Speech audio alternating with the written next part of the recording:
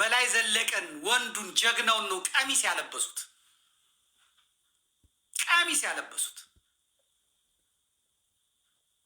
በጣም ያሳዝናል። እንደገና አሁን እንዳይወጡ የአማራ ፋኖ ህዝባዊ ኃይልን አፍርሱ ተብለዋል። ስለዚህ እነ እስክንድርን ይዘው መጥተው እነ እንትናን ይዘው መጥተው ከዛ ተቀላቀልን ብለው አፈር ከደቼ ማብላት ነው የፈለጉት። የጎጃሞቹ እነ ሀብቴ በቅርቡ ይወጣሉ። እስካሁንም ይወጡ። ዛሬም ከደቡብ ጎንደር ያሉት በቃ ወጥተዋል። 2 ሳምንት 3 ሳምንት ቢቀር የጎጃሙ ይፈርሳል፣ ሀብቴም ይወጣል። ምክንያቱም እንደሚፈልጉት አልሆንላቸው።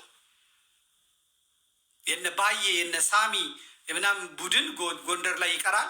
ሌሎቹ እጅ ይሰጣሉ። ወደ አሜሪካም እንዲሄዱ የተሰጣቸው አሉ። እነሱም በራሳቸው እንትን ይላሉ ማለት ነው።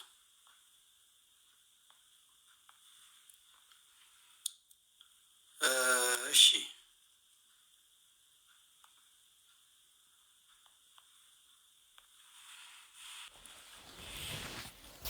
ይቀራል ማለት ነው። ልጆቹ የሚናገሩትን እንስማ። ከመሞታቸው በፊት ኢንተርቪው አድርገዋቸው ነበር። በሱን ጨርስ።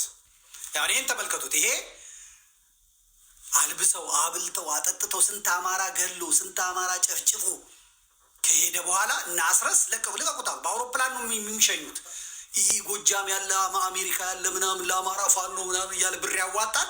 ያን የተዋጣ ብር ፋኖ ትል ይተላበታል።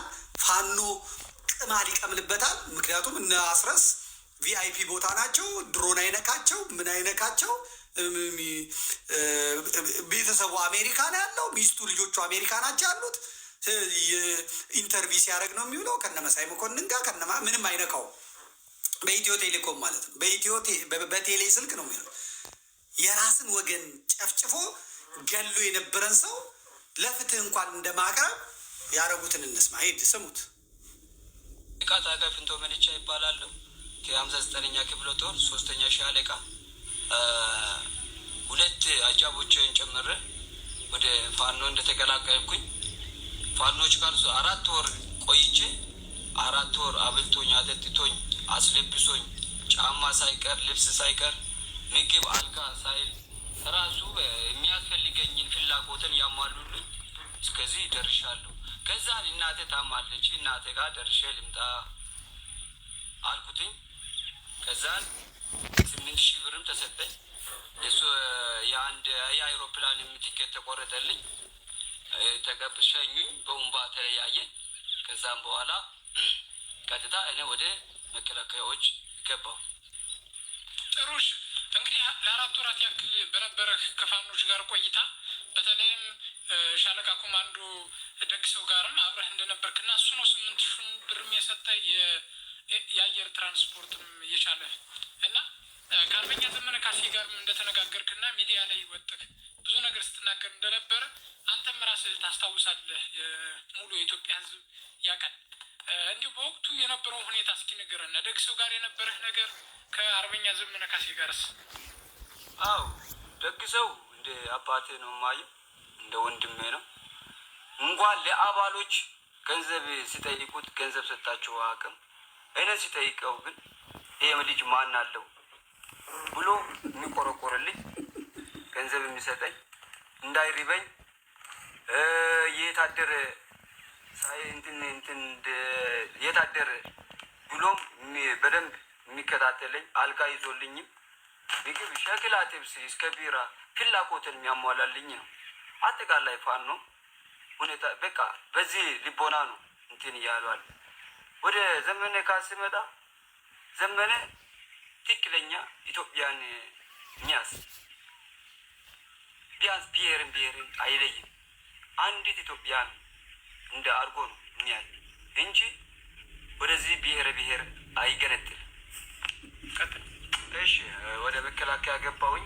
ወደ መከላከያ እንደገባሁኝ ያው ተመልሰ ነው የገባው? አዎ ተመልሼ ገብቼ ተመለስኩኝ። በኋላ የደግሰውን ስልክ ቁጥርን የሚወጡት ልጆች አሉ ለመከላከያ ሰጠውኝ። ከዛም በኋላ እኔ እየመራውኝ ብራቃት ገባሁኝ። ከዛ ነው ደግሰው በዛው ተሰዋ። አንተ ነህ የደግሰውን ስልክ በመስጠት ደግሰውን ያሳስከው ማለት ነው። ከዛ በተጨማሪ እንዲሁ ዛሬስ እንግዲህ እዚህ የአማራ ፋኖ በጎጃም የጣኑ መብረቅ ብርጌድ በቁጥጥር ስር ሲያውልህ የጣኑ መብረቅ ብርጌድን በምን መንገድ ነው አጥናልኝ የተባልከው? መረጃ ተልኬ ነው ሊመርጅ ለመጣ።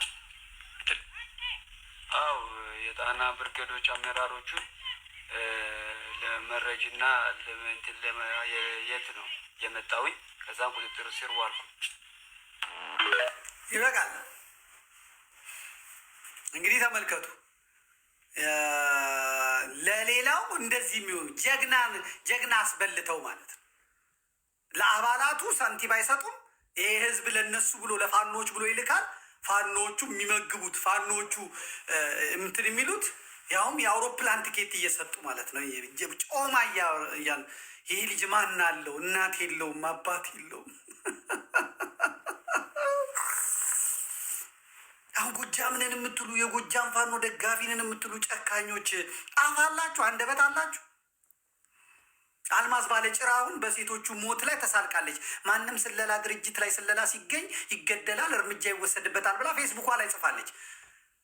እሷ ግን በእግዚአብሔር እጅ ያለቻት ልጅ አለቻት፣ እቤቷ ውስጥ የታመመች በእግዚአብሔር እጅ ያለቻት የምታሳሳ የምታሳዝን ልጅ ቤቷ አለች። ጨካኝ ምን ሆነው ነው እነዚህ? ምንድን ነው ወደዚህ ውስጥ የከተታቸው ብሎ ሰው ጠይቆ እሺ እንደውም አደረጉት። ሬሳ እንዳይነሳ ማድረግ እሺ አደረጉት። ከዛ በኋላ ደግሞ ለቢቢሲ ሄደው ሌላም ጋር ይደረጋል፣ እኛ እናደርጋለን፣ በቃ ሴት እንገላለን። ይሄ ሚሽኑ ሌላ ነው። በህገ ደንባችን መሰረት ሌላም አካባቢ ተመሳሳይ ድርጊት ይደረጋል። ሸዋና እነ መከታው ጋር ባለፈው ያሳያቸዋል አይደል? ሽማግሌውን እንዴት እንደደፏቸው ቴሌግራም ላይ አይታችኋቸዋል። ሸዋ እነ መከታው እነ እስክንድርና ጎጃም እና አስረስ ብቻ ናቸው እንዲህ ሲረሽኑ በአደባባይ የታዩት ያደረጉት ማለት ነው። ቢቢሲን ጠርተው እግዚአብሔር ያሳያችሁ። ቢቢሲን ጠርተው ሮሃ ሚዲያ አሜሪካ ለእንትና ማነው ስሟ ለመዓዛ እንግዲህ ሴት ልጅ አለቻት፣ እናት አለቻት። ሰው ነፃ የሚያወጣውን ህዝብ ዋጋ ከፍሎ ሳይውል ሳያድር ዳኛ እነሱ ፈራጅ እነሱ ሆነው ያው መናገር መስማትም አትችል። ቪዲዮ ላይ እንስማ። ቪዲዮ ከታለው እንቅ ያደርገዋል። በሉ የተባሉትን ነው የሚሉት። በኢቲቪም የምናውቀው ነው፣ በምንም የምናውቀው ነው። ወንጀለኛ ተብሎ የቀረበ ሰው የሚሰጠውን ነገር በል የሚባለውን ነው የሚለው። ሌላ አማራጭ የላቸው። እንለቃቸዋለን እንደዚህ ብላችሁ እነሱን አጣጥሉ ይለቋቸዋል ማለት ነው። አንየው ከዛ ይሄ በቴሌቪዥን ስላልቀረበ በቴሌቪዥን እናቅርበው። ዳኝነቱን ፍርዱ እናንተ ስጡ። እኔ ከባየ ደስታ ፔጅ ላይ ነው ያመጣሁት። የለጠፈው ባየ ደስታ ነው። አስረስ ማሬ ነው የለጠፈው። ከዛ ይሄ ጫጫታ ሲበዛባቸው ዛሬ ጎጃም ድል አደረገ ምናምን። ድል ያለው ወሎ ነው፣ በወታደር የሚወራው ወሎ ነው። ጎጃም ወሬ ካድሬ ነው ያለው። ጠበቃ ቤት በኩል ነው የሚያዋጋው። ቤት ነው ጠበቃ ያውራ እንጂ ጠበቃ ነገር ይስራ እንጂ ነገር ያያይዝ እንጂ። ትክክለኛ ትግል የሚመራው ግን ወታደሮችን በመያዝ ምርኮኛ በመማረክ ምናምን በመያዝ ሙያ ያለ ይዘጋል። ሁለቱም እኮ የሚጋጠሙ አሁን መከላከያና ፋኖም ሲጋጠም እኮ ያደንቃሉ እኮ። መከላከያ የሚያደንቀው አለ። አቤት የከሌ ጦር እኮ ጀግና ነው። ወንድ ወንድን ያደንቃል፣ እየሞተም ያደንቃል። ሴት ገዳይን ማንም አያደንቅም። መግደሉ ሳያንስ ደግሞ ለአደባባይ ለዓለም አምጥቶ ገድያቸዋለሁ። የትምህርት ደረጃቸው የማይታወቅ ምን ደግሞ አሁን ፋኖ ምኑ ነው የሚሰለለው? ምን ነው የጎጃም ፋኖ የሚሰለለው? የትኛው ቤዙ ጌም ሲጫወት የሚውል ቲክቶክ ላይ አንዳንድ አበባ ጣል ጣል አድርጎ የሚል ሞጣ ጋር ገብቶ እስክስ እያለ ሲጨፍር የሚውል ከረምቦላና እንትን ሲጫወት የሚውል የጎጃም ፋኖ የአስረስ ማሬ ፋኖ ምኑ ነው የሚሰለለው? በፍርዬ ስልክ እየተጠቀመ ስብሰባቸው የሚቀዳ ምኑ የሚቀዳ እንሰማዋለን። ስሙት፣ ለታሪክ ይቀመጥ። የእነዚህ እህቶች ወንድሞች ካላችሁ፣ የእነዚህ ወንድሞች ቤተሰብ ዘመድ ካላችሁ እንዲህ አይነት ስላቅ የተሳለቀውን ባዬን አስረስ ማሬን ለፍርድ ሳታቀርቡት ከቀራችሁ ሞታችኋል። መቼም ያለ እህት ያለ ወንድም አልተፈጠሩም እነዚህ ሴቶች። ሄዳ አጫውተው።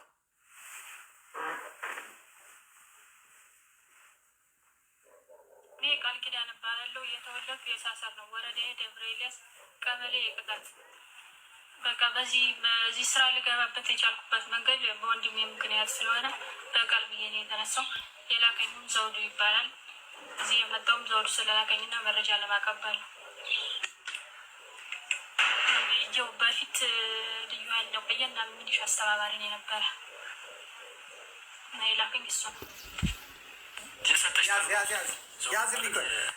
ልብ ብላችሁ የምትመለከቱት እንቅ የሚያደርገው ከት የተደረገው ፔስት ሲደረግ ነው። በዛ አካባቢ መመሪያ ተሰጥቷል፣ ገለጻ ተሰጥቷል። እንቅ የሚለው እንደዚህ የሚዛነፈው እናንትን የሚለው ያው የኤዲቲንግ ስራ ላይ ነው ማለት ነው። ሂድ ሚሊሻ አስተባባሪ ነው። ከእሱ ጋር ያላችሁ ግንኙነት ምንድን ነው? የምትተዋወቁት መቼ ነው? ዘመድ ነን፣ ጎረቤት ነው ቤታችን። እዚህ ላካችሁ ለምንድን ነው? ምንድን ነው የሰጠች ተልእኮ ለአንቺ? በቀጥታ እዚህ ጓይ ስመጣ ያው በረሃ ወረጅና ያሉበትን እና ምን አይነት ካምፕ እንደሰሩ ምን አይነት ምሽግ እንደሰሩ እና ማን እንደሆኑ ሁሉም ነገር አይተሽ ንገሪኝና ከዛ ከወጣሽ በኋላ ደግሞ በፋኖ ስልጠና ግቢና የሰለጠንሽ እናወራለን እና መረጃ ያሰጭኛለሽ ብሎ ነው የላከኝ። በጣም ይህንን ተልእኮ ከተቀበልሽ በኋላ የት ቦታ ነው የሄድሽው? አንቺ በቀጥታ የት ነው የሄድሽው? ለመጀመሪያ ጊዜ የጀመርኩ የቀጋት እና የቀጋት ሲልከኝ የቀጋት እዚህ የሸላል ድረስ መጥቼ ነበረ። እዛ ድረስ ስሄድ ምንም ነገር አላገኘውም። ከዛ ስመለስ ከቀጋት እየተመለሱት ያለ ከሩቅ ላይ ወደ ጎፍቱ ማምሄድ የሆነ ፋኖ አየውና ወደዛ ወደሱ ወደ ልጁ እየሄድኩ እያለ ልጁ እየራቀኝ ሄደ። ከዛ ማንነትንም አላየሁትም። ተመልሼ ወደ ሊያሰድኩና ለዘውዱ እዛ የሸላል ድረስ ሄጄ ነበር፣ ግን ምንም ያገኘሁት ነገር የለኝም። ስመለስ የሆነ ልጅ አግኝቼ ወደ ጎፍጭማ ሲሄድ መላየው ነበር፣ ማንነቱ አልታየኝም ምናምን ብዬ ስነግረው ለመጀመሪያ ጊዜ ነው የቅጋት የሚላቀኝ። 3000 ብር ሰጠኝ ከቅጋት ስመለስ። ለሁለተኛ ጊዜ የተላኩ ደግሞ ገነት ሂጅና እዛ ከስላሴው ፋኖዎችም በዛ በኩል ስለሚሄዱ ያሉበትን እና ምን ሲያረጉ እንደሚውሉ ይሄን አይና ነገርኛ ነኝ። እኔም አብሳይ መሰልኩና ወረድኩ በረሃ። እዛ ከሄድኩ በኋላ ሞልም ካምፕ ነው እዛው ስራም አልወጣም። ሳይዛ ምንም የሚታይ ፋኖም የለም ምንም የለም።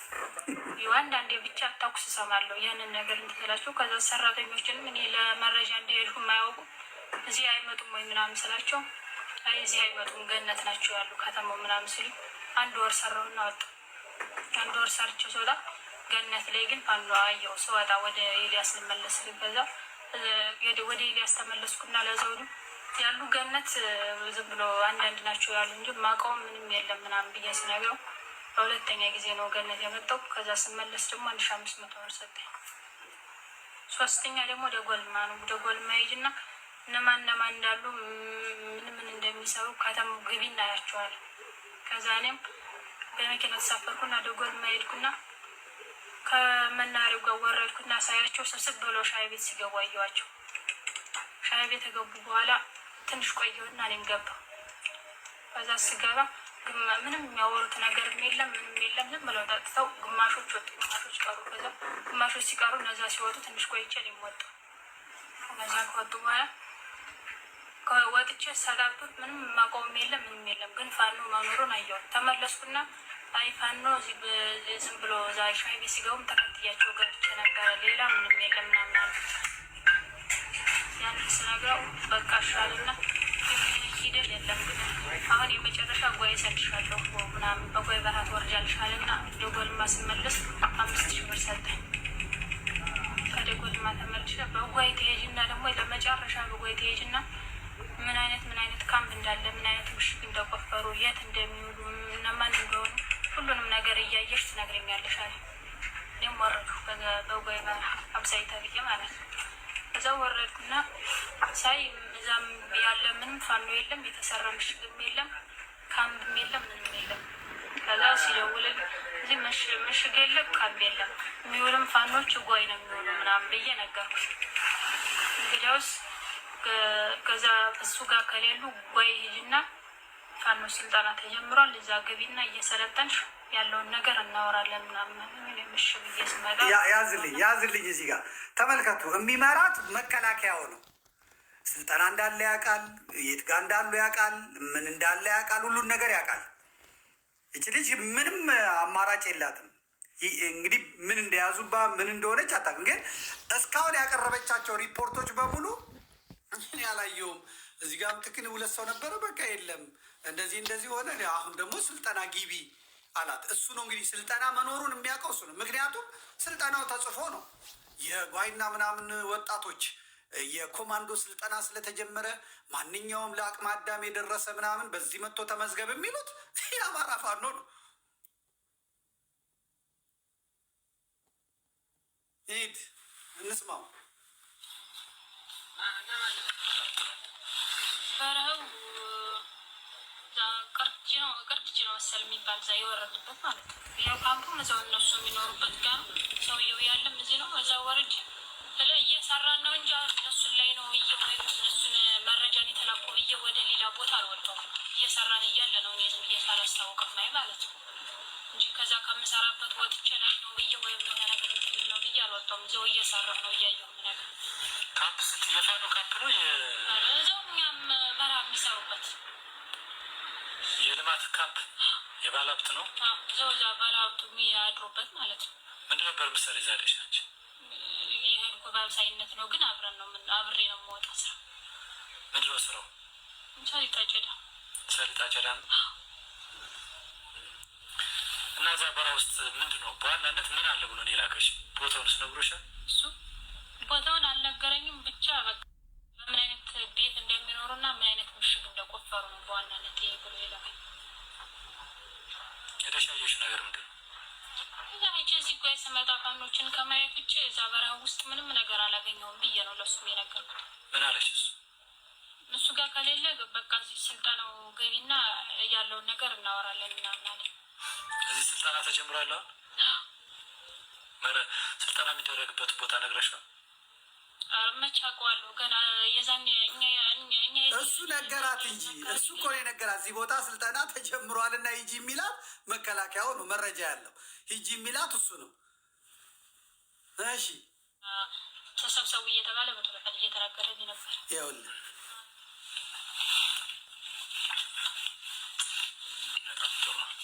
በምንድን ነው የምትገናኙት? እዚህ ስመጣ መረጃ የምትቀባበሉት በምን መንገድ ነው? በስልክ ነው። እና ከዚህ በፊት እዚህ ስመጣ ጓይ ስመጣ ነው እንጂ በስልክ የምናወር። ከዛ በፊት እዛው ገነት የላከኝ ጊዜም ኔትወርክ የለም። 1 ወር ሰርች እስከምወጣ አልደወልኩለትም። ሄጄ የነገርኩት ከጋር ስመጣም በ1 ቀን ስለሆነ እዛው 1 ቀን አይቼ ተመልሼ ነው የነገርኩት። ደጎልማም እዛው ተመልሼ ነው የነገርኩት። ምን ያህል ጊዜ ሆነሻል በዚህ መረጃ በማቀበል ውስጥ ለጠላት ስትሆኝ? ምን ያህል ጊዜ ፈይተሻል እዚህ ስራ ላይ ስትሆኝ? መጀመሪያ የቀጋት የላከኝ ጊዜ በመጋቢት፣ ገነት የላከኝ ደግሞ በሐምሌ፣ ደጎልማ የመጣው ነሐሴ ላይ ከገነት ተመልሼ እዚህ የመጣው ደግሞ እዚህ መጀመሪያ ቀን የገባን መስከረም 27 በረሃ ይወራል ጊዜ ከመጋቢት ጀምሮ ነው ማለት መረጃ መሆን የጀመርሽ? በዚህ መካከል ምን ያህል ገንዘብ አግኝተሻል? አጠቃላይ 9500 ብር ነው የሰጠኝ እሱ ብቻ።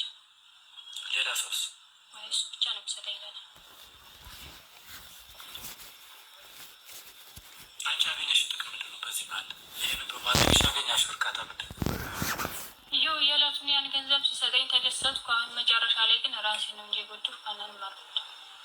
አሁን እዚህ ለምሳሌ አሁን ከእናንተ ጋር ይውልና እዛ በስልክ የሚያወራው ሰው ካለ በቃ አሁን ከዚህ ከእናንተ ጋር ውሎ እዛ የሚያወራ ሊኖር ይችላል። ግን እኛን አይቶ በቃ እዛ የሚያወራውን ነገር በቃ እንደዚህ ነው፣ እነዚህ ይውላሉ፣ እንደዚህ ያሉበት ምናምን የሚለውን እኛን አይቶ እንዲረዳ።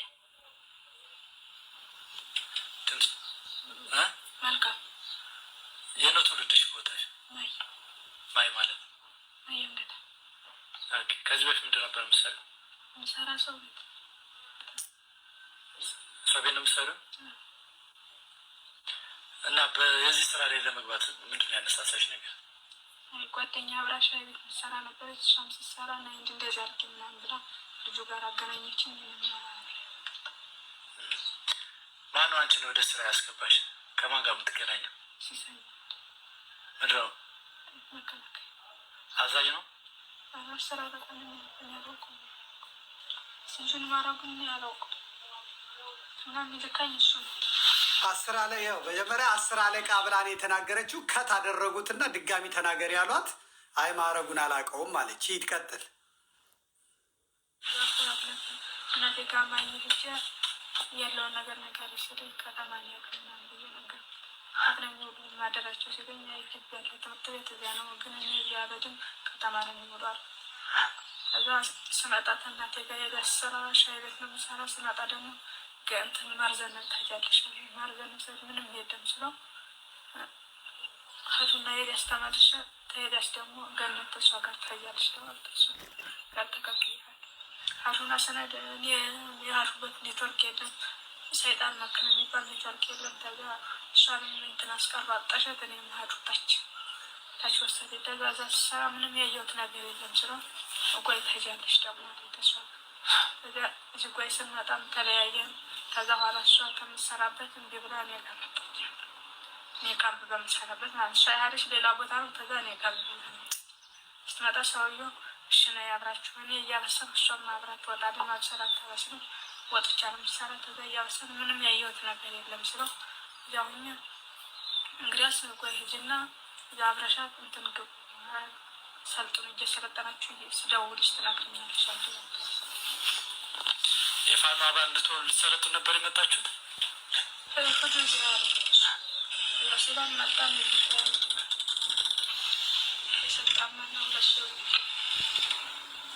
ሁለታችሁ እንዴት ተገናኛችሁ? አንቺ በምሰራበት ሻይ ቤት እሷ ተዛገበች መጣች።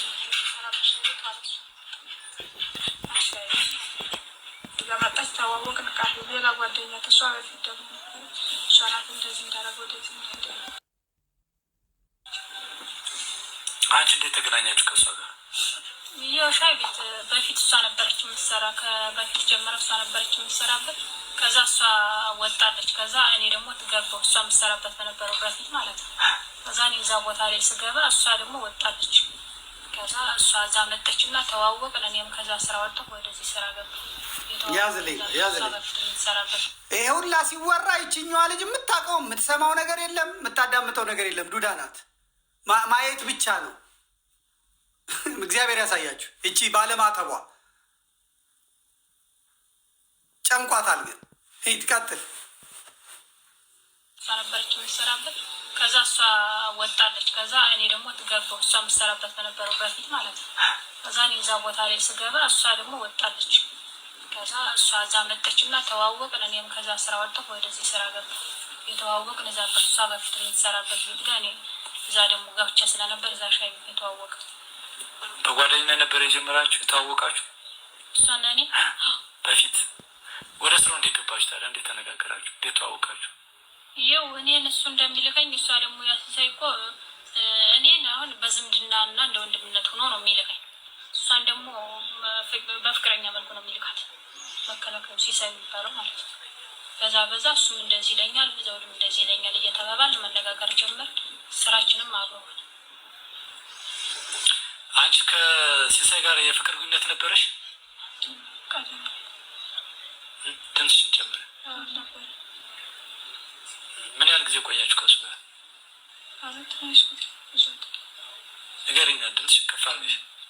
ብዙ ጊዜ አልቆየም። አሁን መቼ ወር? ሐምሌ በፊት። እና በፍቅር ግንኙነት ጀምራችሁ እንዴት ወደ መረጃነት ተቀየርሽ አንቺ? ጓደኛ ስትነግረው እዚህ እንትን ላይ መከራ እንደዛ ስለነበር እሷ ደግሞ እንደዚህ ሁለቱ እየተመካከሩ ሲሳይ የት ሀገር ልጅ ነው? አባቱ ማን ነበር? አባቱን ማታውቂው?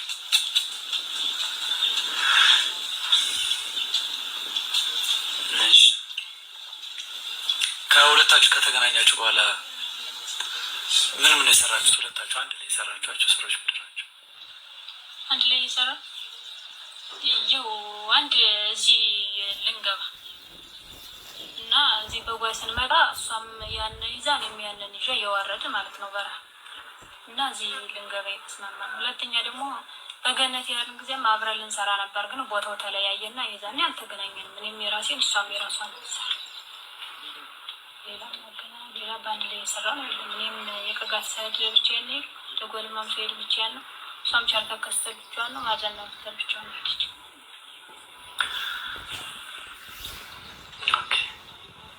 በምንድን ነው አንቱ ግነት ከስቴ ጋር በምንድን ነው የምትገናኙት? በማን ልጅ? የት ነው ያለች? ስልክ ጋር አትደዋወሉም ከእሱ ጋር? አንቺ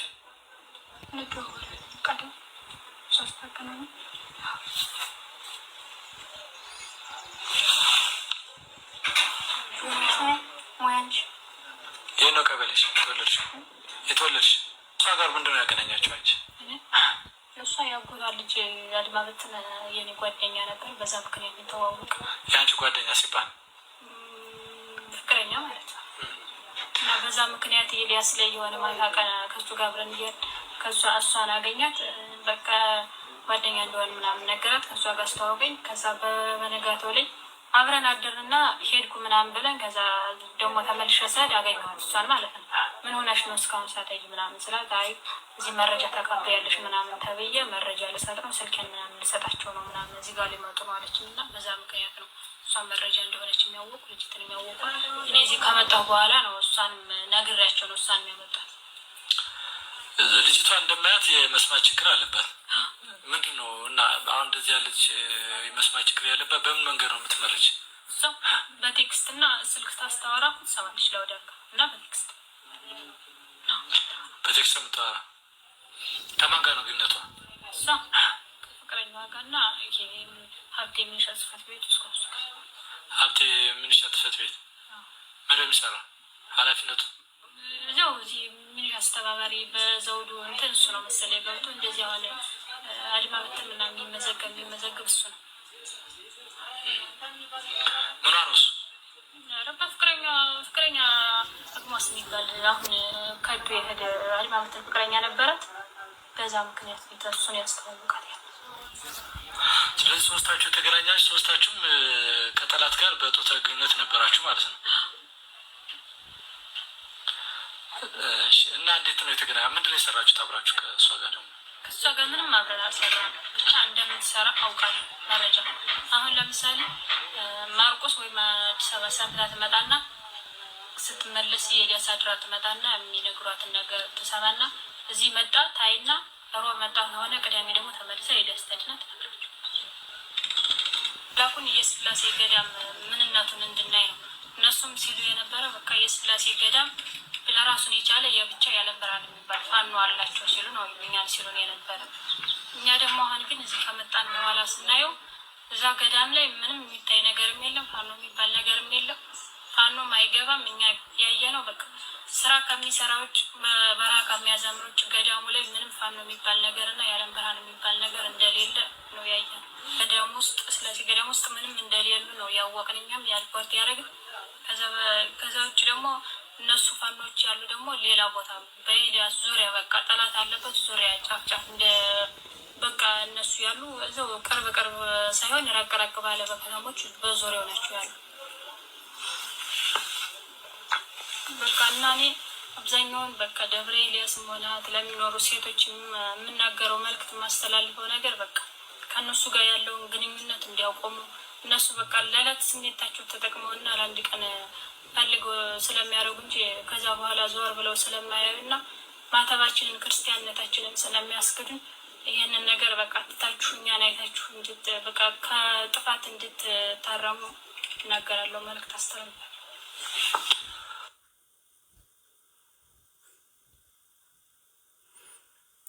ፍርዱን ለእናንተ እህቶቻቸው ናቸው፣ ልጆቻቸው ናቸው። በወታደር ስር ነው ያሉት፣ ተገደው ነው ያሉት። በድህነት የጎሰቆሉ ናቸው። ይርባቸዋል፣ ይጠማቸዋል። እና ይዘው ምንም ነገር የለም ገዳሙም ውስጥ ምንም ነገር የለም ብለን ነግረን ያስመቱት ያስገደሉት ሳይኖር እርምጃ ወስደንባቸዋል ብሎ አስረስ ማረ ይጽፋል። ይሰለቻል፣ በእውነት በጣም ይሰለቻል። እና የጎጃም ህዝብ እኔ ያሳዝነኛል።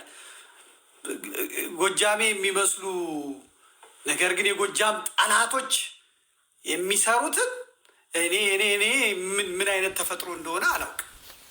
ከዛ ይህንን ደግሞ ለዓለም አቀፉ ሚዲያ ይዞ ሄዶ ቀርጾ እግዚአብሔር ያሳያችሁ፣ ቀርጾ ምንም ያልተማሩ ልጆች ምስኪኖች ለፍቶ ሻይ ቤት የሚሰሩ ይኸውም መከላከያ ይዟቸው ምን ይዟቸው በጾታዊ ጥቃት እያደረሰባቸው ፏና ያስጥላቸዋል እንዴ? ማን ያስጥላቸዋል? ምን አለ አሁን እነዚህን ይዞ አሰልጥኖ ተሀድሶ ሰጥቶ በቃ የራሳቸው ወገን ቢያደርጓቸው። እነዚህን ገሉ የእሱን ልጆችና ሚስት አሜሪካን አስቀምጦ እነዚህን ገሉ። እኔ አሁን የዘመነ ልጆች እንዴት እንደሚያሳሱ፣ እንዴት እንደሚያምሩ፣ እንዴት እንደሚያጓጉ የዘመነ ልጆች እንዴት ነው የሰው ልጅ ላይ እንደዚህ ጭካኔ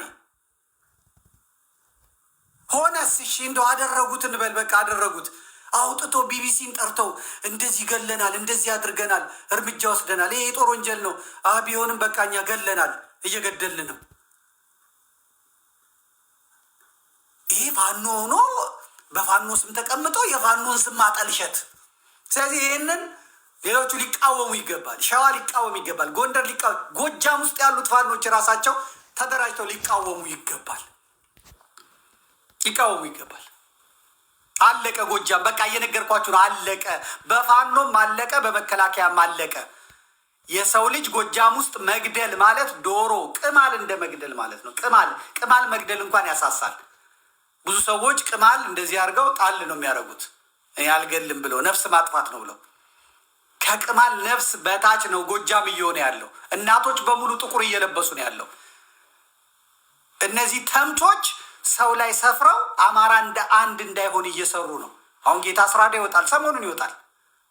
ያ ማስረሻ ወጥቷል፣ ሰሞኑን ወጥቷል። በስልጣን በአጀብ ነው የሚሄደው። የላካቸው ጋር ይገባሉ እነሱ። አማራ ላይ መከራ አምጥተው ጎጃምን ማቅ አልብሰው የበላይ ዘለቀን ሀገር አንገት አስደፍተው ፓስተር እየመራው የሚያሸንፍ ጎጃሜ የለም። ነገርኩ፣ ደግሜ እነግርሃለሁ። የፈለግከውን እበድ፣ የፈለግከውን በለኝ። እናንተ ደግሞ ደግ አረገ የምትሉ በእህታችሁ እግዚአብሔር ያሳያችሁ፣ በሚስታችሁ እግዚአብሔር ያሳያችሁ፣ በልጆቻችሁ እግዚአብሔር ያሳያችሁ። በእናት አልልም፣ እናት ምን አረገች? ያሳያችሁ፣ በምትወዱት ያሳያችሁ እግዚአብሔር። ሀዘን ከቤታችሁ አይውጣ፣ የሀዘን ድንኳን ይተከል። እኔ ስለ ምህረት ነው የማወራው። እኔ እንደው ፋኖ አስገድለው ቢሆን ምናምን አስደርገው ቢሆን አውድመው ቢሆን እንደው ይህንን ሁሉ እያየንማ አንምራቸውም ተብሎ እርምጃ ቢወሰድ እንኳን እሺ፣ ምንም ያላደረጉ ምስኪኖች ሻይ ነጋዴዎች፣ ሻይ ቤት የሚሰሩ ልጆችን ወታደሩ እየቀጠቀጠ ጾታ እየተጠቀመባቸው የሚልካቸውን እንዴት ይህን ማሰብ ያቅተዋል? እንዴት ማህተባቸውን አይቶ ማሰብ ያቅተዋል? እንዴት እህቶቹ ናቸው አሰልጥኖስ እንደገና ተሀድሶ ሰጥቶስ መሄድ አይችልም ወይ? ወያኔ እኮ አድርጋለች። ሰላይ የነበሩትን መልሳ እኮ አሰልጥና ስንትና ስንት እኮ አድርሳለች። በየትኛውም የጦር ቀጠና የሚደረግ ነው። የሩሲያ ሰላይ ከአሜሪካ ሰላይ ተለዋወጡ ሲባል አልሰማቸው? ለስለላ ይሄዱ። እንግዲህ እነዛ በጣም ሀይ አይኪው ያላቸው በጣም የትምህርት ደረጃቸው የትና የት የደረሰ እነዛ ተይዘው ይለዋወጣሉ። እነዚህን የደሃ ገበሬ ልጆች እየገደልክ ማንን ነው ነፃ የምታወጣው? እግዚአብሔር ይፍረድባችሁ። ጨርሻለሁ። የዛሬው መርሃ ግብራችን ይህንን ይመስል ነበረ። ነገ በርዕሰ አንቀጽ እንገናኛለን። ሸጋ ፕሮግራም ነበረን። እግዚአብሔር የተመሰገነው 3-4 ቦታ ቆርጦ ፕሮዲውሰሩ ይለቅላችኋል። እስከ ሳምንት፣ መልካም ሳምንት። የምንገናኘው እሁድ ነው። መልካም የትንሣኤ የልደት በዓል ይሁንላችሁ። እግዚአብሔር ከሁላችን ጋር ይሁን። ጥር 16፣ 17፣ 18 ከዋልድባ ጋር እንገናኛለን። አላፋት ዝማሬ እንዳትቀሩ። አላፋት ዝማሬ አይቀርም። ጃኖች እንዳትቀሩ። ሻሎም